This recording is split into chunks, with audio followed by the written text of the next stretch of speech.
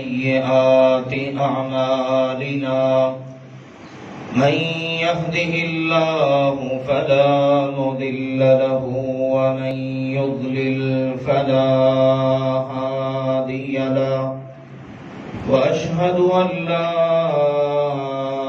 إله إلا الله وحده لا شريك له وأشهد أن محمدا عبده ورسوله أما بعد فإن خير الحديث كتاب الله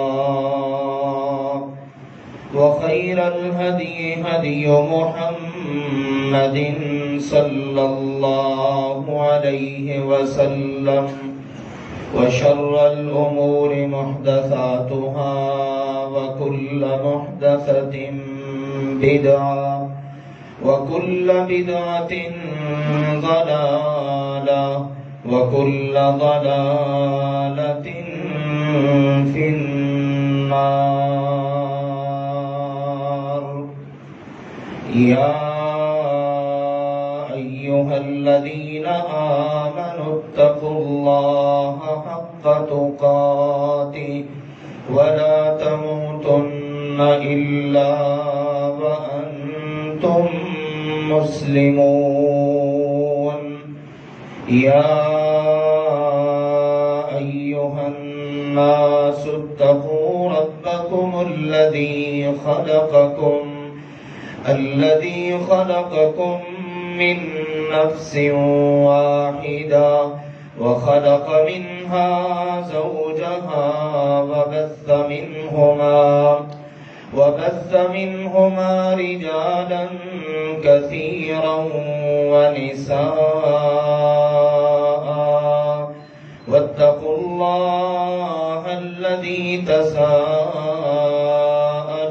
به والأرحام إن الله كان عليكم رقيبا. يا أيها الذين آمنوا اتقوا الله وقولوا قولا سديدا يصلح لكم أعمالكم ويغفر لكم ذنوبكم ومن يطع الله ورسوله فقد فاز فوزا عظيما. أما بعد فأعوذ بالله من الشيطان الرجيم. بسم الله الرحمن الرحيم. يوم نقول لجهنم هل امتلأت وتقول هل من مزيد وأزلفت الجنة للمتقين غير بعيد هذا ما توعدون لكل أواب حفيظ من خشي الرحمن بالغيب وجاء بقلب منيب ادخلوها بسلام ذلك يوم الخلود لهم ما يشاءون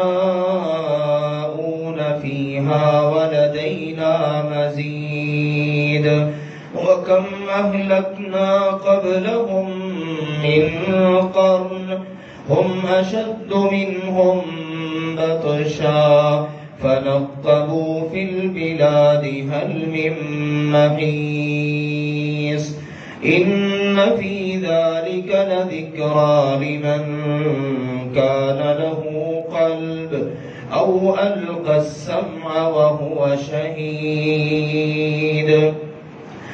ولقد خلقنا السماوات والأرض وما بينهما في 6 أيام وما مسنا من لغوب فاصبر على ما يقولون يسمعون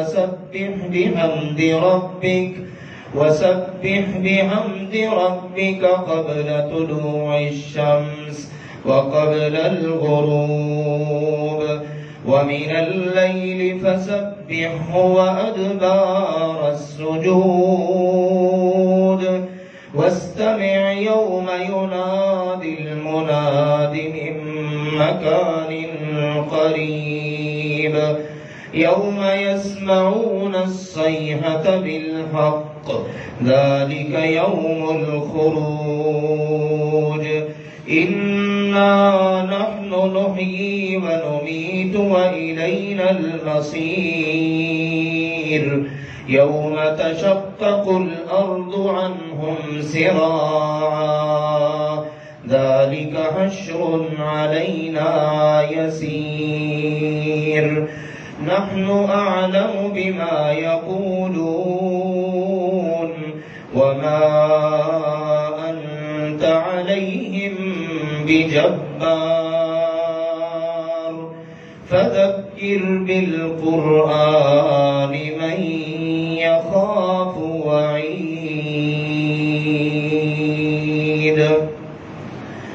وقال سبحانه وتعالى ولكل وجهة هو موليها فاستبقوا الخيرات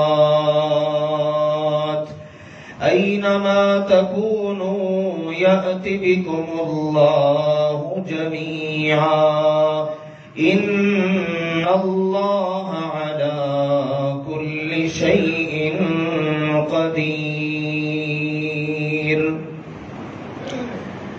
اللہ ذوالجلال والاکرام نے ارشاد فرمایا وَلِكُلِّ وِجْهَةٌ هُوَ مُوَلِّيهَا اور ہر شخص کے لیے ایک سمت ہے ایک جہت ہے جس کی طرف وہ پھرنے والا ہے دوسرے الفاظ میں ہر شخص کا اپنا انداز ہے زندگی گزارنے کا جس کے مطابق وہ چل رہا ہے فاستبقوا الخیرات مسلمانوں تمہارے نام حکم یہ ہے کہ تم سب نیکی کے کاموں میں آگے بڑھو اینما تکونوا یأتی بکم اللہ جمیعا تم جہاں کہیں بھی ہوگے اللہ تمہیں لے آئے گا ان اللہ علی کل شیء قدیر یقیناً اللہ تعالی ہمیشہ سے ہر چیز پر پوری طرح قادر ہے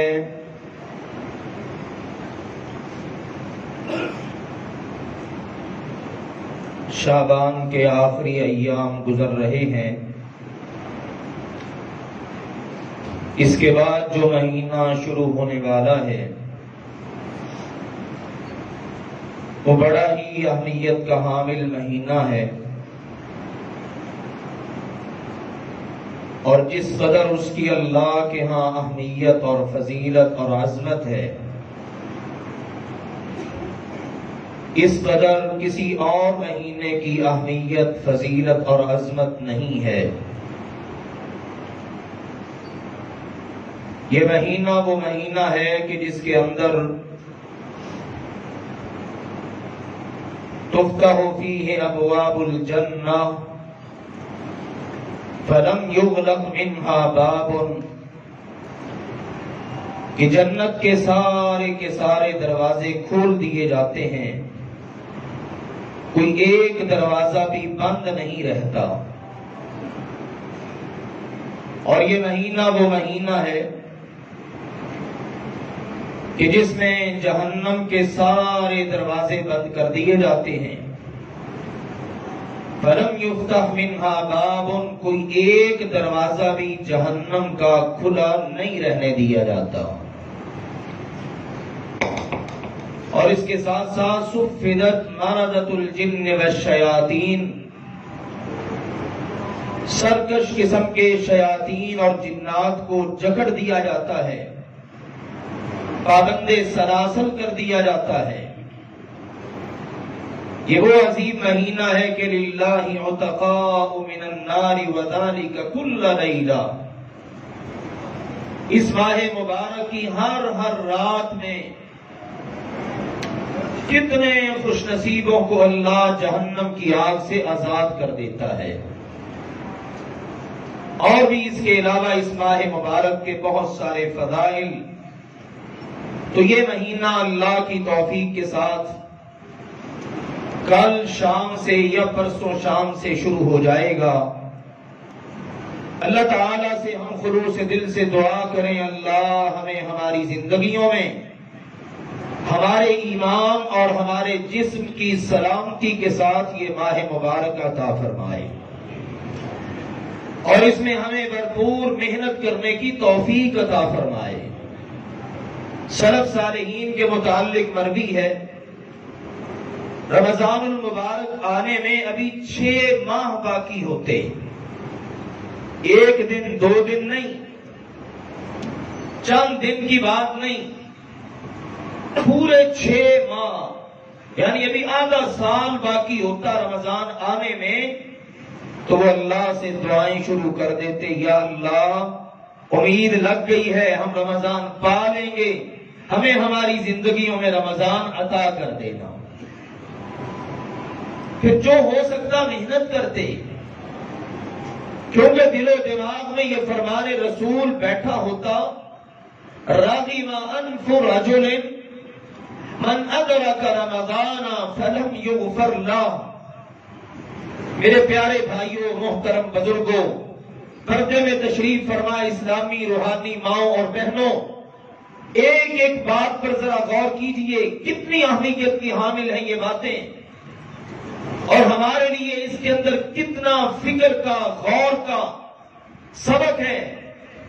اللہ کے نبی علیہ الصلوۃ والسلام نے یہ بات ارشاد فرمائی، راغم انف رجل، اور یہ پتہ کس تناظر میں بات ہے؟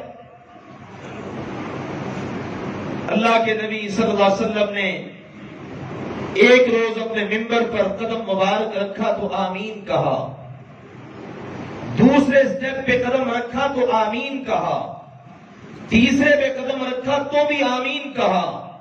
پوچھنے پر تینوں آمین کی وجہ بتائی، ان میں سے ایک آمین کہنے کی وجہ یہ تھی کہ جبریل امین جو سارے فرشتوں کے سردار ہیں اور جن کے ساتھ محبت کو اللہ نے اپنی محبت قرار دیا اور جن کے ساتھ دشمنی کو اللہ نے اپنی دشمنی قرار دیا، وہ جبریل امین دعا کر رہے ہیں، اور ان کی دعا کے یہ الفاظ ہیں، راغم انف رجل، اس آدمی کی ناک خاک آلود ہو جائے۔ یہ بددعائیہ کلمہ ہے، وہ بندہ کسی کام کا نہیں۔ ہم کہتے ہیں نا ناک کٹ گئی، کیا مطلب ہے؟ بے عزت ہو گئے، ذلیل ہو گئے۔ اس کا مطلب یہ ہے جبریل امین کے الفاظ، اس کی ناک خاک آلود ہو، اس بد نصیب کی ناک کو مٹی لگ گئی، وہ ذلیل ہو گیا، وہ کسی کام کا بندہ نہیں۔ من ادرک رمضان، جس نے رمضان پا بھی لیا، فلم یغفر لہ، پھر اس کے گناہوں کی معافی نہ ہو سکی۔ سحری افطاری، راشن کی گھر کے کچن میں فراہمی، فلاں کام، اس کی فکر چھوڑیے، آئیے اس فکر کو اپنے دل میں جگائیے، میں رمضان کے بالکل قریب پہنچا ہوا ہوں۔ یہ تو اللہ کے فیصلے ہیں، نصیب میں ہے کہ نہیں ہے، یہ تو اللہ کے کام ہے، پتہ نہیں اللہ نے اتنا وقت دینا بھی ہے کہ نہیں، رمضان ملے کہ نہ ملے، لیکن میں کم از کم اپنے دل میں یہ فکر اور اپنے دل و دماغ کے اندر یہ سوچ مضبوط کروں، اللہ اگر تو نے مجھے موقع دے دیا تو پھر تو دیکھے گا میں کس طرح محنت کرتا ہوں۔ محنت کرنا میرے اللہ میرا کام ہے، میرے گناہوں کو معاف کر کے، جہنم سے آزاد کر کے جنت کا داخلہ دینا اللہ تیرا کام ہے۔ اس فکر کو اجاگر کیجئے، یہ فکر دل و دماغ میں بٹھائیے رمضان کے فضائل میں، مناقب میں، عظمتوں میں، اس کی شان میں، اس کے ایک ایک لمحہ کے قیمتی ہونے میں کوئی شک نہیں۔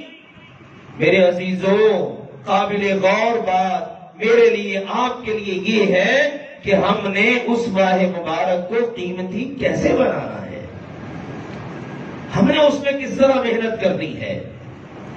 رمضان آ رہا ہے، اللہ کا مہمان کہ جس کے لیے سارا سال جنت کی صفائیاں ہو رہی ہیں، جنت کے اندر خوشبوئیں پھیلائی جا رہی ہیں۔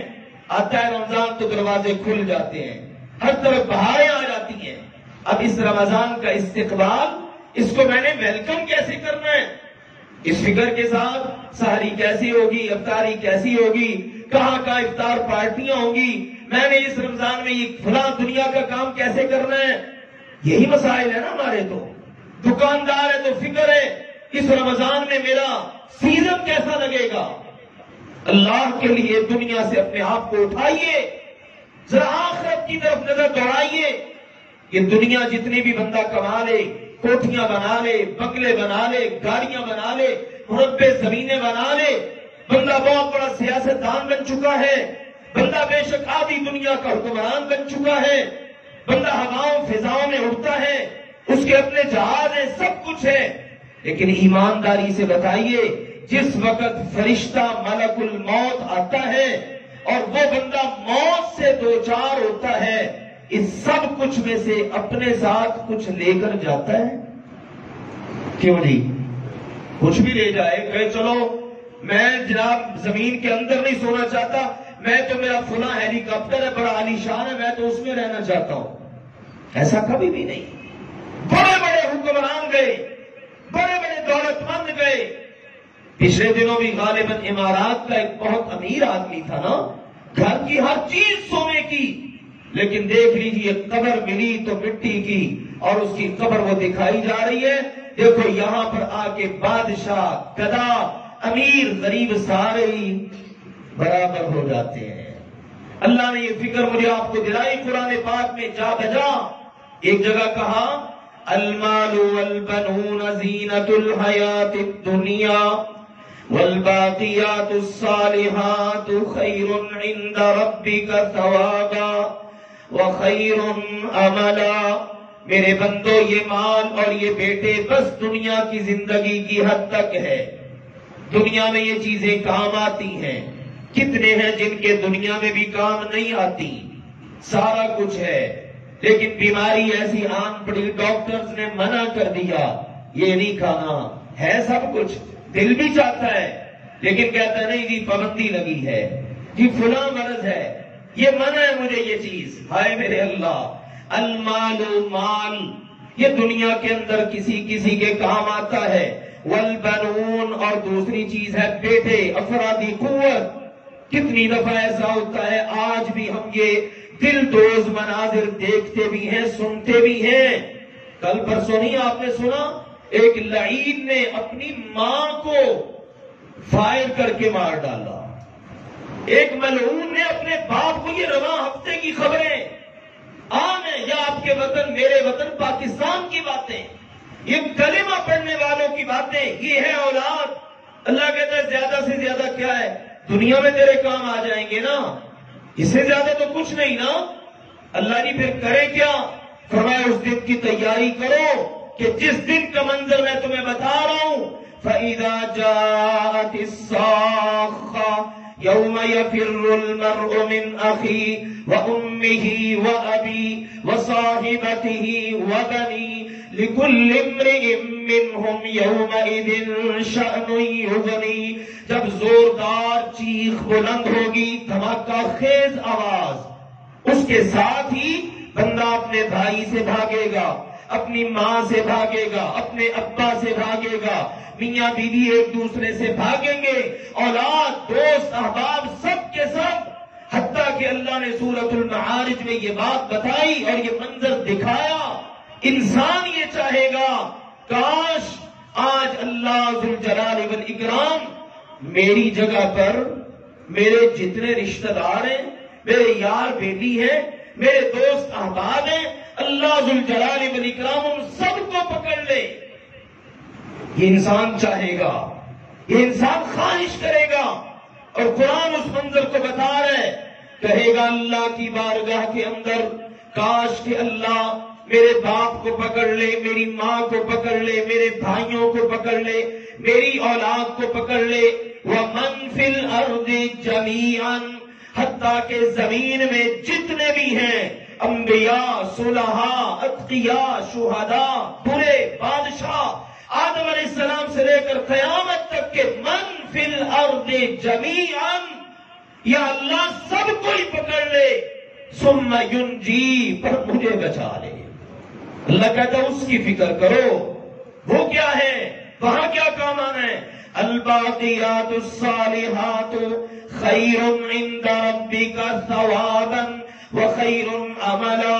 اللہ کا شکر ہے ہم مسلمان ہیں، ہمیں فکر ہوتی ہے فلاں ہمارا رشتہ دار، فلاں عزیز دنیا سے چلا گیا، چلو یار کوئی سارے ثواب ہی کر دو، یار وہ یاد آتا ہے اس کو کوئی ثواب ہی پہنچا دو، ہم نے بھی مرنا ہے، فکر ہوتی ہے اپنے ثواب کے لیے کچھ کر لیں۔ اللہ بتا رہا ہے باقی رہنے والے نیک عمل خیر عند ربک ثوابا، یہ ہے بہتر تیرے رب کے ہاں ثواب کے لحاظ سے۔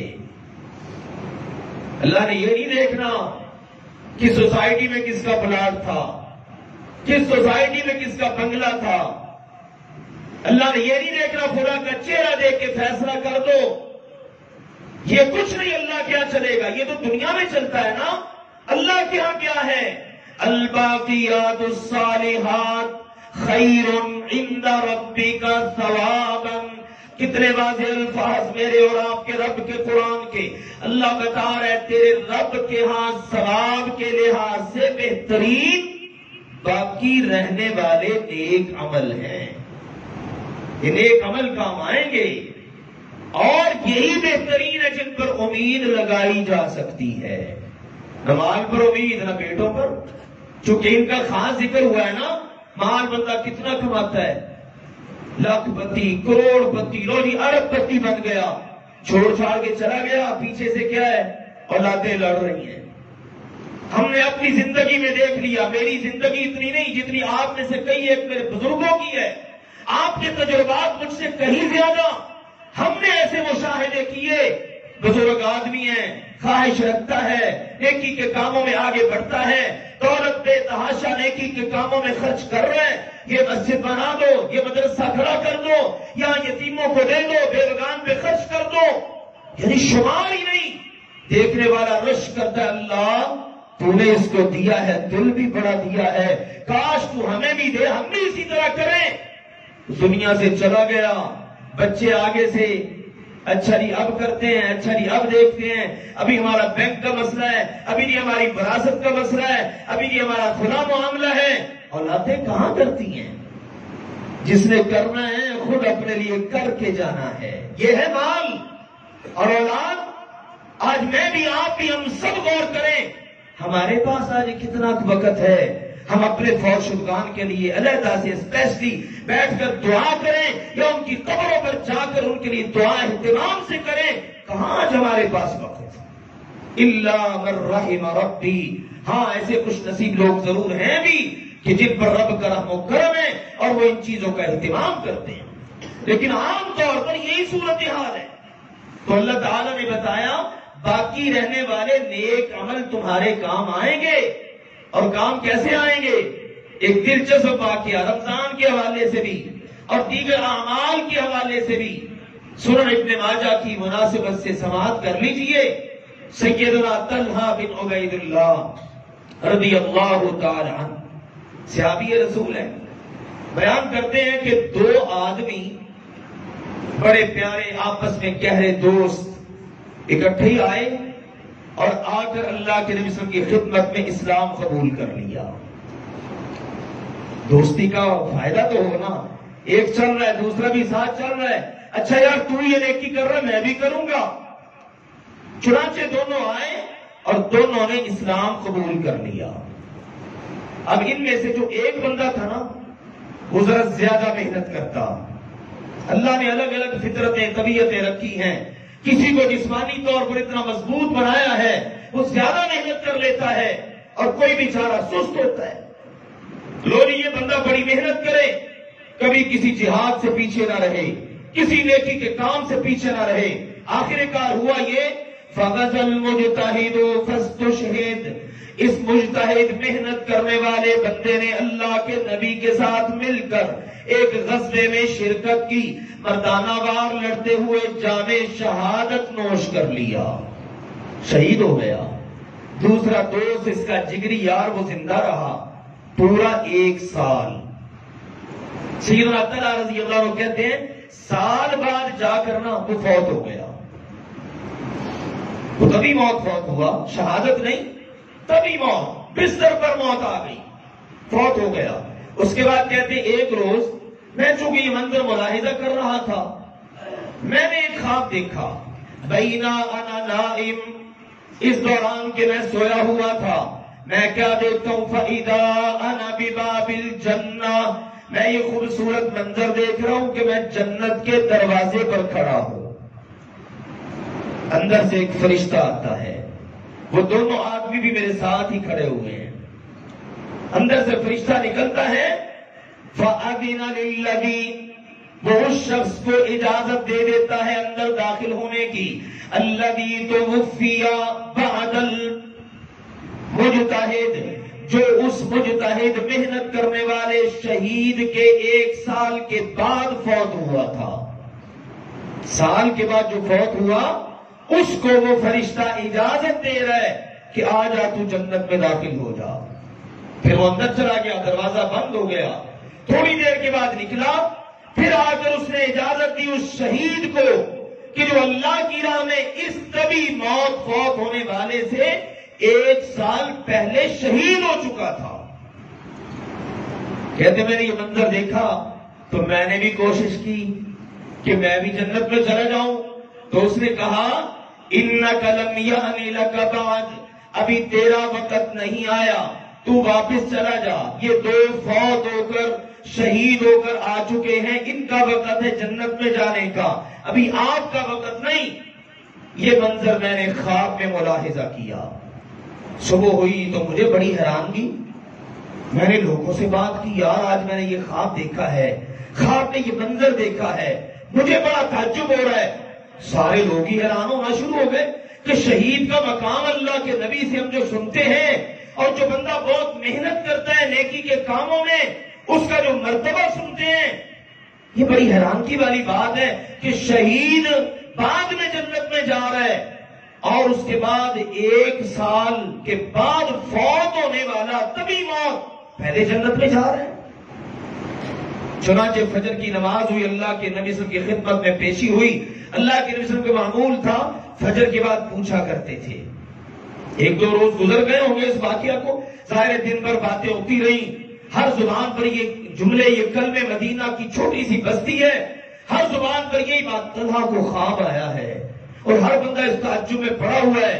ایک روز اللہ کے نبی نے جب فجر کے بعد یہ خواب سنے نا, اپنا بھی خواب ذکر کرتے, پھر تعبیر بتاتے, صحابہ کے خواب سنتے, تعبیریں بتاتے.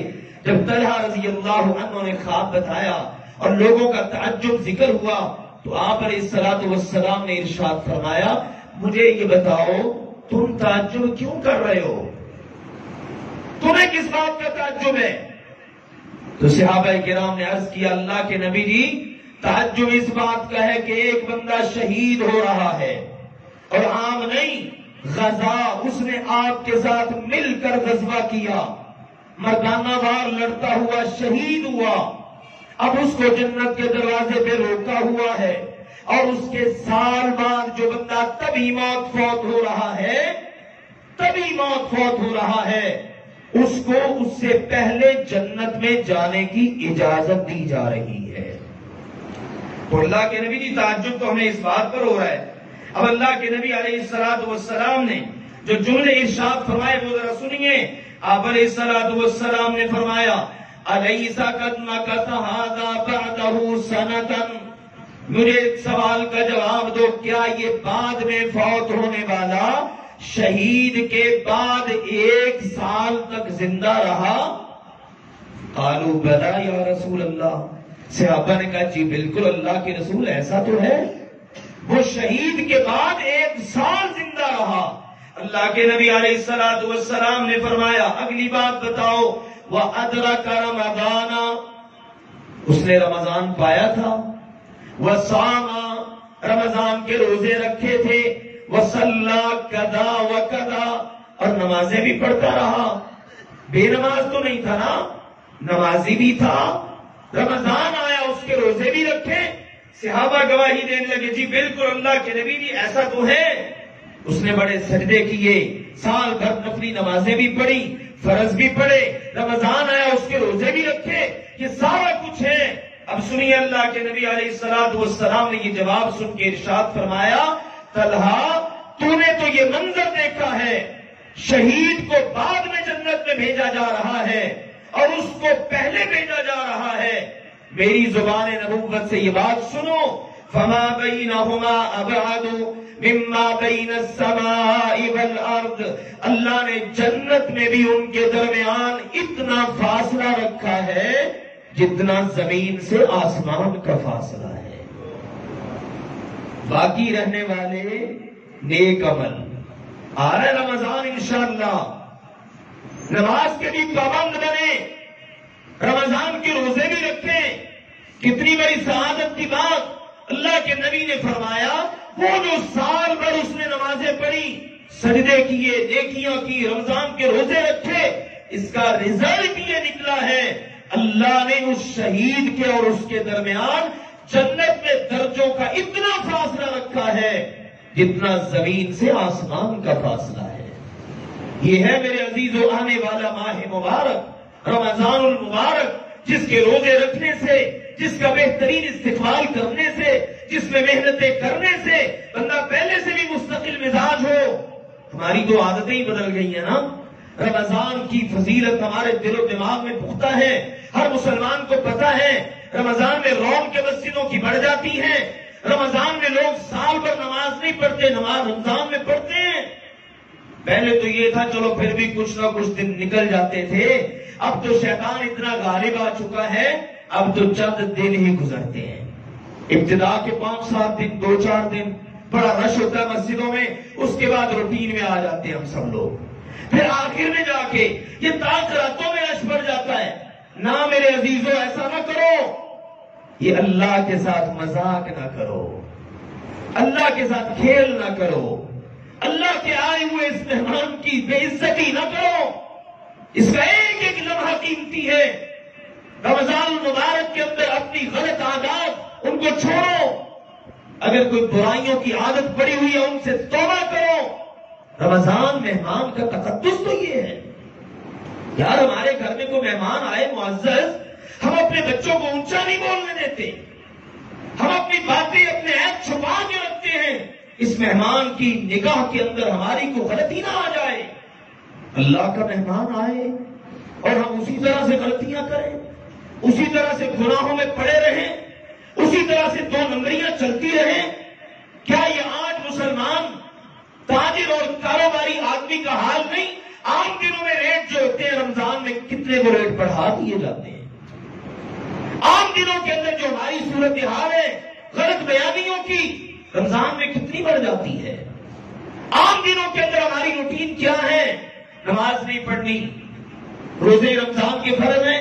کتنے بدنصیب ہیں اچھے بھلے ٹھیک ٹھاک روزہ ہی نہیں رکھتے.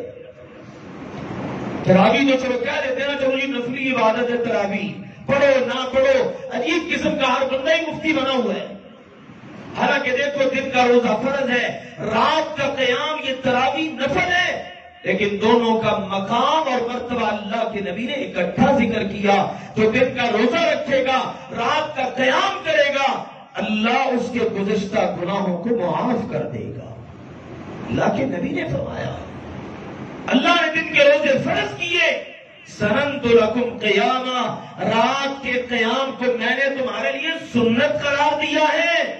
جو اللہ کے فرض کو ادا کرے، میری سنت کے ساتھ محبت کرتے ہوئے رات کو قیام کرے گا، اللہ گناہوں سے اس طرح پاک کر دے گا جیسے اپنی ولادت کے دن پاک تھا. اور ہم کہہ نہیں جی رات کی تراویح سنت ہے، پڑھ لو ٹھیک ہے، نہ پڑھو تو بھی کوئی فرق نہیں پڑتا. کیا قدر کی ہم نے رمضان کی. اسی طرح سے دیگر اعمال، ساری افطاری کا موقع ملتا ہے، روزہ رکھنے کا موقع ملتا ہے، روزہ رکھ کر اپنی تربیت کا موقع ملتا ہے. بھئی میرا روزہ ہے، میں نے غلط نہیں بولنا، میں نے غلط نہیں سننا، میں نے غلط نہیں دیکھنا، میں نے غلط نہیں سوچنا. اللہ کے نبی نے یہ بتا دیا روزہ صرف پیٹ کا نہیں ہے، تیرے سر کے بالوں سے لے کر پاؤں کے تلوے تک پورے وجود کا روزہ ہے. اپنے وجود کو تو نے گناہ کی طرف جانے ہی نہیں دینا. یہ ہے روزہ. اس تناظر میں ایک دو دن میں سوچ بچار کر کے، غور و فکر کر کے، اپنی تربیت کر کے رمضان کی ابتدا کریں، اللہ کے مہمان کا استقبال کریں، اس کو ویلکم کریں، کوئی لمحہ اس کا ضائع نہ کریں. ضروری نہیں ہے کہ آپ نے ہر وقت نفل ہی پڑھتے رہنا ہے، آپ نے ہر وقت بس قرآن ہی پڑھتے رہنا ہے. اگر ہم اپنی زندگی کے معمولات اچھے کر لیں تبھی کہا جاتا ہے ایسے بندے کا سونا بھی عبادت ہوا کرتا ہے. پھر ہم عبادت کر کے تھک جائیں، آرام کریں. ہم اپنی دکان پہ بیٹھے ہیں، حلال کمائیں، روزہ رکھا ہوا ہے، قرآن کی تلاوت جاری ہے، اذکار کا اہتمام ہے. میں بھائی روزے سے ہوں، میں ایک تربیتی پروگرام سے چل رہا ہوں. میرے اللہ میری تربیت کے لیے میرے اللہ نے رمضان کو بھیجا ہے. میں نے کوئی گناہ کا کام نہیں کرنا. یہ عزم قبل از وقت کرنے کی ضرورت ہے تاکہ جیسے ہی پتا چلے رمضان شروع ہو گیا ہے میرا ساتھ ہی یہ عمل بھی ساتھ ہی شروع ہو جائے. تو آؤ میرے عزیزوں ان چیزوں کو سمجھیے، اور یہ موقع جو اللہ ہمیں دے رہا ہے، اللہ سے دعا ہے اللہ ہمارے نصیب میں فرما دے، اور اللہ ہمیں ہر لحاظ سے سلامتی صحت عطا کر دے، اور ہمیں توفیق دے دے کہ ہم اس ماہ مبارک کو پوری طرح سے اپنے لیے فائدہ مند بنا دیں. کیونکہ یہ تو موقع مل رہا ہے نا. یہ نہیں دیکھنا کہ چلو پھر دیکھا جائے گا، ابھی بڑی زندگی پڑی ہے، اگلی بار دیکھ لیں گے. نہیں، یہ سب سے بڑی بے وقوفی ہے کہ بندے کو جو موقع مل رہا ہے اس کو تو ضائع کر دے اور اگلے پر امید رکھے کہ ابھی بڑی زندگی پڑی ہے، پھر دیکھ لیں گے، پھر کر لیں گے. نہ، ایسا بالکل بھی نہیں. اللہ ذوالجلال والاکرام کی بارگاہ میں دعا ہے اللہ تعالی ہم سب کو حق بات کو سمجھنے کی توفیق عطا فرمائے اور اس کے مطابق اپنی اصلاح کرنے کی توفیق عطا فرمائے.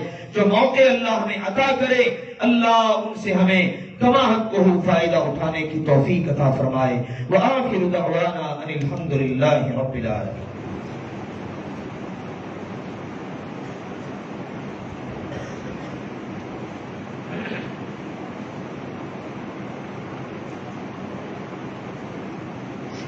الحمد لله نحمده ونستعينه ونستغفره ونعوذ بالله من شرور أنفسنا ومن سيئات أعمالنا. من يهده الله فلا مضل له ومن يضلل فلا هادي له، وأشهد أن لا إله إلا الله وحده لا شريك له، وأشهد أن محمدا عبده ورسوله. أما بعد، دو باتیں میرے عزیزو عرض کرنا ہے. پہلی گزارش اور بات یہ ہے کہ آج 1 اپریل ہے. مسلمان غیر مسلموں کے نقش قدم پر اس قدر چلے کہ اپنی اقدار اور روایات تک کو انہوں نے فراموش کر دیا، اور ان کو علم ہی نہیں کہ جن چیزوں کو ہم نے اپنے لیے وقت گزاری کا اور لہو و لعب، کھیل تماشا اور اسی طرح سے دیگر جو چیزیں ہمارے ہاں ہیں، ہم نے ان کو جس چیز کا ذریعہ بنا رکھا ہے وہ تو بہت بڑا گناہ ہے. 1 اپریل کو اپریل فول والا معاملہ ہے، بے وقوف بنانا. شاید ہم اس کی تاریخ سے آگاہ نہیں ہیں. اس کے متعلق اگر آپ تحقیقات کو پڑھیں تو بندے کے رونگٹے کھڑے ہو جاتے ہیں.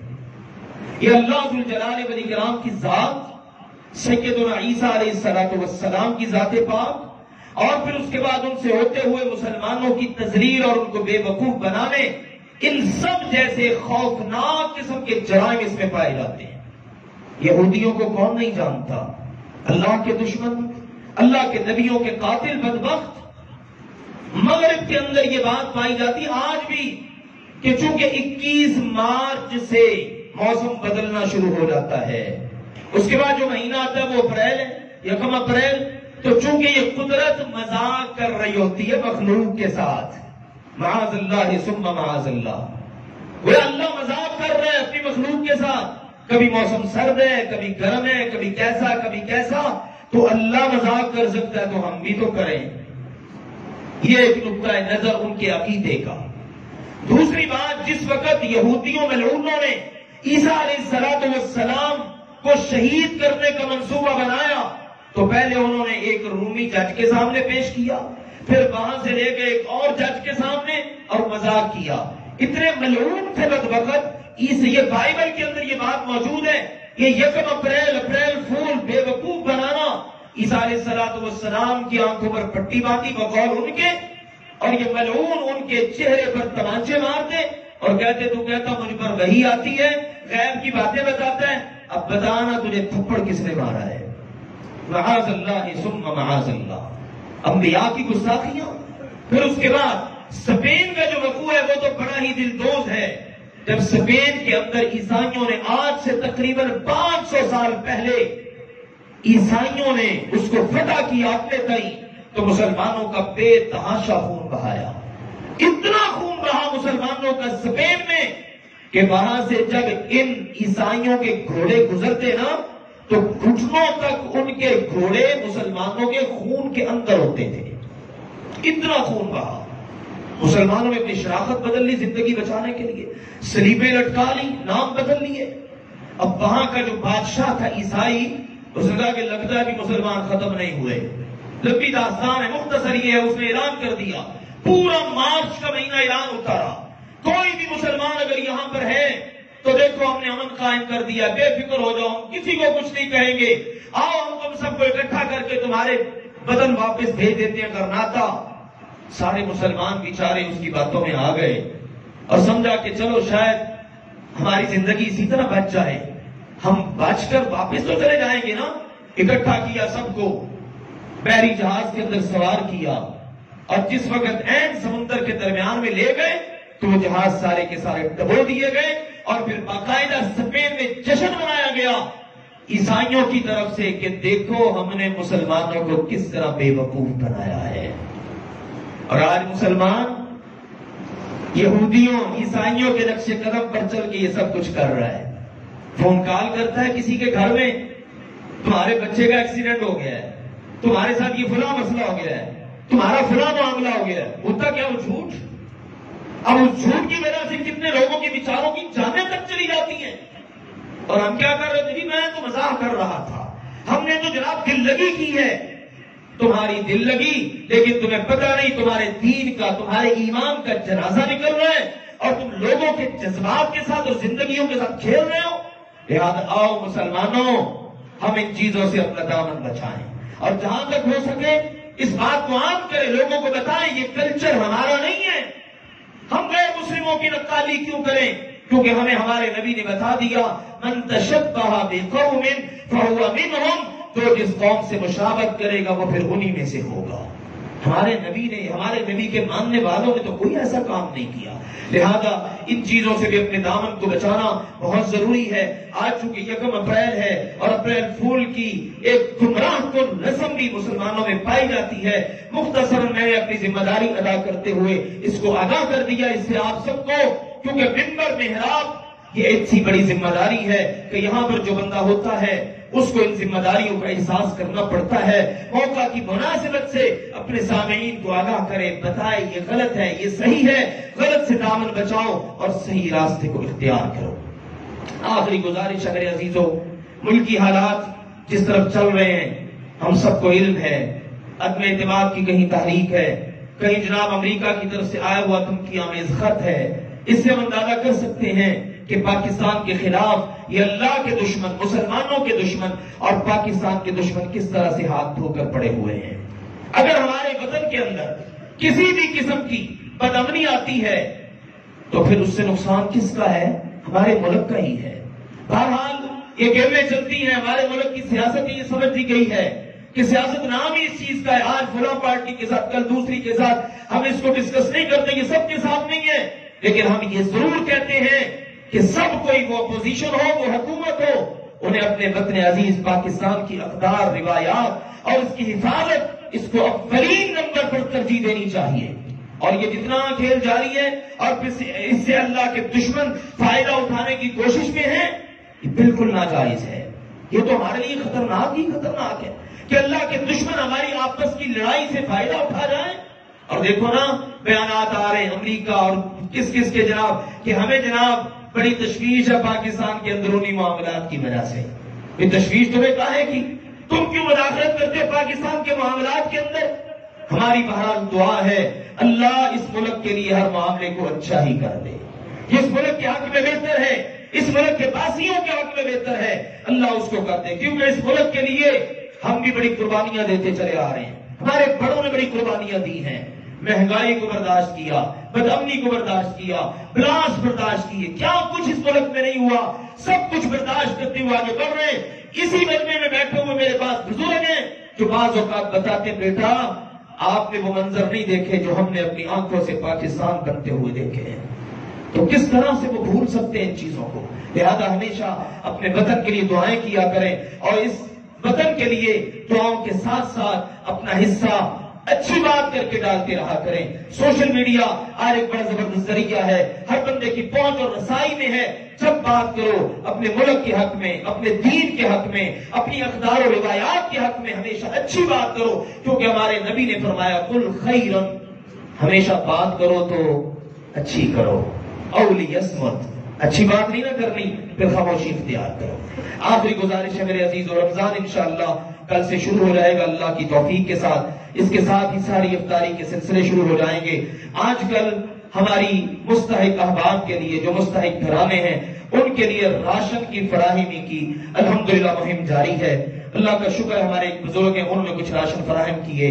دیگر میں احباب کو بھی توجہ دلاؤں گا جو بھی آپ میں سے فاعلین خیر ہیں جن کو اللہ نے نواز رکھا ہے وہ بے شک ایک گھر کے راشن کا ذمہ اپنے ذمہ لے لیں. ٹھیک ہے, ایک گھر کا راشن صرف 7,000 روپے.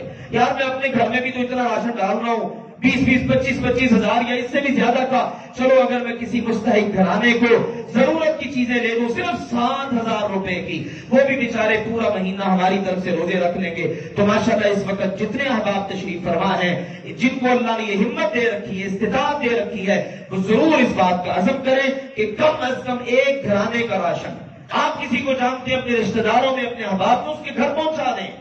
ہماری جماعت میں ہمارے اپنے پاس اللہ کے فضل و کرم سے ایسے نمازی احباب اور گھرانے موجود ہیں جو اس وقت انتہا کے ضرورت مند ہیں اور بار بار کالز کر رہے ہیں, لیکن وسائل اس قدر اس بار نہیں ہے. یہ کچھ عدم اعتماد کی تحریک کی وجہ سے لوگ متاثر ہیں بیچارے, کچھ کورونا کی وجہ سے. تمہارا دعا بھی ہم کرتے ہیں جو احباب پہلے سے کر رہے ہیں, اللہ ان کو مزید بھی توفیق عطا فرمائے, بلکہ اللہ ہم سب کو ہی توفیق عطا فرمائے. ہم سب ہی ایسے ہوں کہ ہمارا ہاتھ دینے والا ہو, لینے والا نہ ہو. دوسری گزارش ہے میرے عزیزوں اس کے ساتھ ہی سحری اور افطاری. الحمدللہ علاقے بھر میں دسترخوان لگتے ہیں رمضان کے موقع پر, افطاری کے موقع پر بھی, سحری کے موقع پر بھی. باقاعدہ سحری تیار کر کے ہمارے بھائی نکلتے ہیں گلی محلوں کے اندر اور اعلان کرتے ہیں ہاں بھائی کسی گھر میں اگر سحری کی ضرورت ہے تو لے لیجئے. میں اور آپ جتنے ہم تشریف فرما ہیں ہم کبھی بھی گوارا نہیں کرتے گھر سے برتن لے کے نکلیں اور لا کر جناب وہاں سے سحری لیں, لیکن مجبوری انسان کو اس حد تک پہنچا ہی دیتی ہے. تو اللہ نے یہ سلسلہ رکھا ہے, کوئی دیر ہے کسی کی ضرورت پوری ہو رہی ہے تو میرے عزیزوں سحری اور افطاری کے ضمن میں ایک فرد پر صرف 150 روپیہ خرچ آتا ہے. اتنا تو ہر بندہ کر ہی سکتا ہے نا کہ چلو یار ایک بندے کی سحری میں کروا دوں گا, ایک بندے کی افطاری میں کروا دوں گا. تو اس طرف بھی میرے عزیزوں اولین فرصت میں انشاءاللہ آپ سب نے توجہ کرنی ہے. باقی انشاءاللہ آگے رمضان المبارک کے جمعے ہیں ان میں آپ کو مدرسے کے حوالے سے بھی توجہ دلانی ہے, آپ نے اس کا بھی انشاءاللہ خیال رکھنا ہے جس طرح پہلے رکھتے ہیں. تو ابھی میں آپ کو بتا دوں ایک جملے میں بات کہ اللہ نے کام بھی بڑھا دیا ہے. جب کام بڑھتا ہے تو ضروریات بھی بڑھ جاتی ہیں, جب کام بڑھتا ہے تو ضروریات بھی بڑھ جاتی ہیں. پہلے ہمارے پاس ماشاءاللہ وہ بچے بچیاں تھے, صبح آئے دوپہر عصر کے وقت پڑھ کے گھروں کو واپس چلے گئے. ہم دوپہر کو ان کو یہاں کھانا کھلاتے تھے. یہ مہمان ہیں, یہ اللہ کے بندے ہیں, یہ بچے بچیاں ماشاءاللہ یہ فرشتہ صفت بچے بچیاں قرآن پڑھنے والے. لیکن اب اللہ نے کام بڑھا دیا, ہمارے پاس الحمدللہ درس نظامی کی کلاسز اور پھر یہاں پر رہنے والے بچے, اور الحمدللہ ہمارا یہ ادارہ اور قرب و جوار میں اللہ کے فضل و کرم سے اس کی کچھ برانچز بھی ہیں, وہاں پر ساری تعداد 500 سے زیادہ بچے بچیاں ہیں جو دن رات قرآن پاک کی تعلیم حاصل کر رہے ہیں, حدیث کی تعلیم حاصل کر رہے ہیں. تو جو ہمارے مقامی بچے ہیں نا ان میں ایک بچے پر ماہانہ صرف 1,000 خرچ آتا ہے. سکول کے مقابلے میں کتنا بنتا ہے؟ سکول کی فیسیں ہی مان نہیں ہوتی، صرف 1000۔ اور جو بچے یہاں رہتے ہیں ظاہر انہوں نے کھانا بھی یہی کھانا ہے، کپڑوں کی دھلائی صفائی سارے معاملات، تو ان میں ایک بچے پر 5000 روپیہ خرچ آتا ہے۔ تو میرے عزیزوں ابھی سے انشاءاللہ آپ جتنے میری بات سن رہے ہیں حضرات خواتین عزم کر لیں، جیسے ہی رمضان کا چاند طلوع ہو اول پہلے آئیں، پہلے پائیں کی بنیاد پر انشاءاللہ اپنا اجر اولین فرصت میں آپ نے اللہ کے یہاں محفوظ کرنا ہے۔ جتنی اللہ استطاعت دے اس کے مطابق انشاءاللہ آپ نے آگے بڑھنا ہے۔ اللہ ذوالجلال والاکرام آپ سب کو برکتیں عطا فرمائے۔ اللہم اشفنا واشف مرضانا ومرضى المسلمین، اللہم اعزنا ولا تذلنا، اللہم اکرمنا ولا تہنا، اللہم بارک لنا فیما اعطیت۔ یا اللہ اپنی رحمت فرما کے ہمیں ماہ مبارک عطا فرما، صحت و سلامتی نصیب فرما، ایک عمل کرنے کی توفیق عطا فرما، ہر قسم کے بیماروں کو صحت عطا فرما، ایمان اور صحت کی سلامتی کے ساتھ یہ ماہ مبارک عطا کر دینا، اور کی ہوئی تمام محنتوں کو اپنی بارگاہ میں قبول فرما لینا۔ وآخر دعوانا ان الحمد للہ۔